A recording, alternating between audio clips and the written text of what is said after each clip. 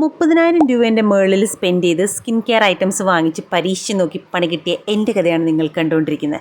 Last time video ഇട്ടപ്പോഴത്തേക്കും അമ്മയുടെ വക അറഞ്ചും പറഞ്ചും call എടുത്തു കഴിഞ്ഞാൽ എനിക്ക് നല്ലത് കേൾക്കുമെന്ന് എനിക്കറിയാം, അതുകൊണ്ട് ഞാൻ എടുത്തില്ല. ഞാനൊരു പ്രോഡക്റ്റിനെ ബ്ലെയിം ചെയ്യാൻ വേണ്ടി ആഗ്രഹിക്കുന്നില്ല. എൻ്റെ ഒരു അൺഹെൽത്തി സ്കിൻ കെയർ റൊട്ടീൻ കാരണം കൊണ്ട് എനിക്ക് കിട്ടിയുള്ള പണികളാണ് നിങ്ങൾ കണ്ടുകൊണ്ടിരിക്കുന്നത്. ചില പ്രോഡക്റ്റ്സ് ഒക്കെ എനിക്ക് സെറ്റായി, എനിക്കൊരു പ്രോപ്പർ സ്കിൻ കെയർ റൊട്ടീൻ ഞാൻ ബിൽഡപ്പ് ചെയ്തെടുക്കുമ്പോഴത്തേനും ഇൻ ബിറ്റ്വീൻ ഒരു പുതിയൊരു പ്രോഡക്റ്റ് കാണുമ്പോഴത്തേനും എനിക്കത് ട്രൈ ചെയ്ത് നോക്കാനുള്ള തോര, അത് കാരണം കൊണ്ട് കിട്ടിയ പണികളാണ്. എൻ്റെ സ്കിൻ അതിന് റിയാക്ട് ചെയ്ത് എനിക്ക് അൺഇവൻ സ്കിൻ ടോൺ, പിന്നെ പിമ്പിൾ മാർക്സ്, അങ്ങനെ എൻ്റെ ഫേസ് ആകെ മൊത്തത്തിൽ ഒരു മാതിരിയായിപ്പോയി. അതിനുശേഷം ഒരു കോസ്മെറ്റോളജിസ്റ്റിനെ കൺസൾട്ട് ചെയ്തപ്പോഴത്തേനും അവർ എനിക്ക് വന്നിട്ട് ഒരു face wash plus moisturiser suggest ചെയ്തിട്ടുണ്ടായിരുന്നു. ഞാനത് അത് തേച്ചപ്പോഴത്തേനും എനിക്ക് നല്ല രീതിക്ക് എൻ്റെ ഫേസിലുള്ള കാര്യങ്ങളൊക്കെ നന്നായിട്ടൊന്ന് കുറഞ്ഞു. എൻ്റെ മാർക്സൊക്കെ അൺഇവൻ സ്കിൻ ടോൺസും മാർക്സൊക്കെ നല്ല രീതിയിൽ ഫെയ്ഡ് ആവുന്ന വരെ ഞാൻ കണ്ടായിരുന്നു.